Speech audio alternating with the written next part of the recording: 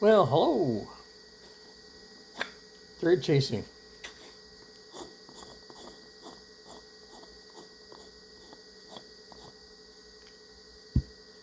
All right. Got this one just about right, I think. Spins nice. Put a little beeswax on the threads. Nice.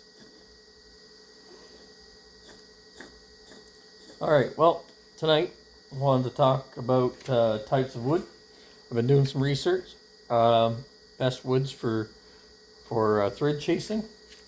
Some of the ones that I found out about, which are kind of expensive and out of my reach, and not in my area as well. Boxwood, lignum vitae, African blackwood, mountain laurel, holly. There are some fruit trees that lend themselves quite well to thread chasing. There's plum, dogwood, Bradford pear, the three of the ones that they mentioned. Now, what makes these types of wood good for chasing threads is their density and their hardness, and a fine, tight grain. So I would think that they'd be a slow growing tree, and the slower it grows, I think the grains are much closer together and more dense, and their hardness is way up there. So the fine grain holds the thread shape very well. The density and hardness resists threads from being torn out. So over time, or even when you're cutting the threads, I noticed I tried tonight.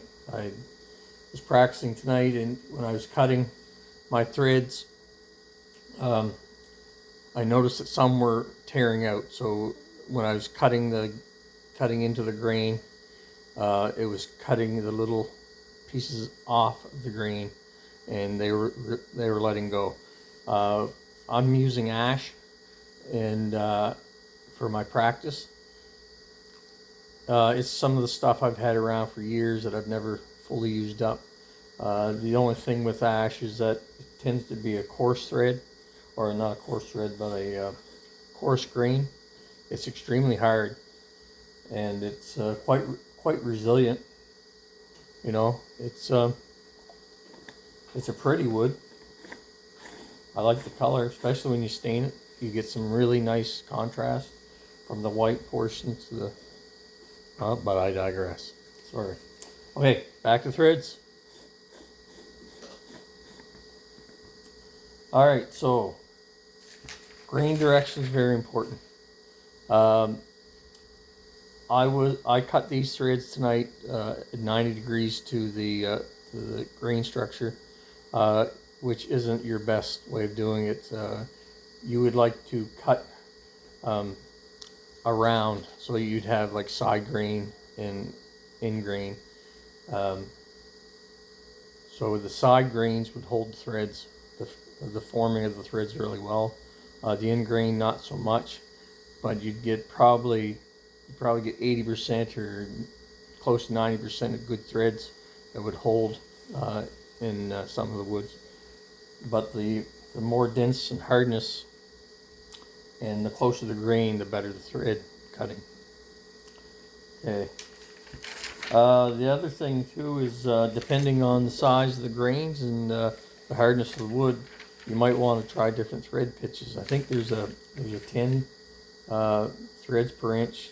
I've got a set of 16 threads per inch, and I think there's a 20 threads per inch. I think somewhere around there.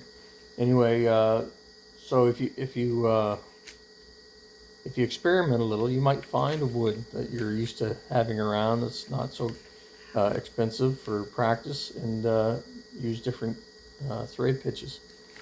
That might help you widen your ability to choose wood. All right. Another thing is segmented bowls. For you who don't know what a segmented bowl is, a segmented bowl is made up of small blocks of wood, and you layer them. You end-to-end joint them, and you create a bowl in layers. Segmented bowls usually have mixture of dark and light woods to give them some character. I've seen some very nice bowls turned here at the guild that I'm with. Some of these guys are amazing. I just look at their work and it's like, wow, how'd you do that? Right? There's the segmented bowls, or the segmented jars and lids. You can put your segments together in a way that you'll have just nothing but side green.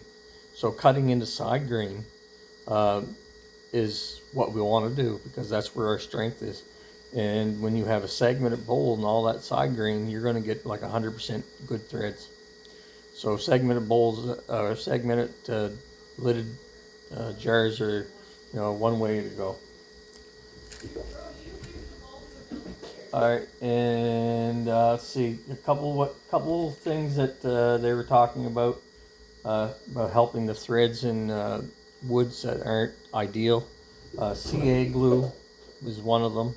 I think that even maybe some Varathane or sanding sealer would work. Yeah. So you use that to help cut your threads, help stabilize them. Also, there's some talk about wax. You cut your threads about halfway through, and just before you finish, put a little bit of wax on the threads, and that stops like from the pulling of the string out of the wood and things like that. So it'll help cut the wood. Wax also helps chip out, like on end grains and stuff like that. So that's what they're saying. Give it a shot; it might work. For material for practicing, like I said, I use ash, and I have a little bit of applewood, but the one that really caught my eye as inexpensive and something you could use to practice on is actually ABS pipe. It's already round. It'll fit right into your chuck, and you can cut away out of it. Just cut it in like maybe 2 or 3 inch pieces, and then you do an inner and outer threads. It's very inexpensive, and it cuts nice. It'll give you an idea how to do the threads. Okay, so that's everything I've found out so far tonight. I hope you liked the video, and stay tuned. We're going to be cutting threads maybe next time. Thanks.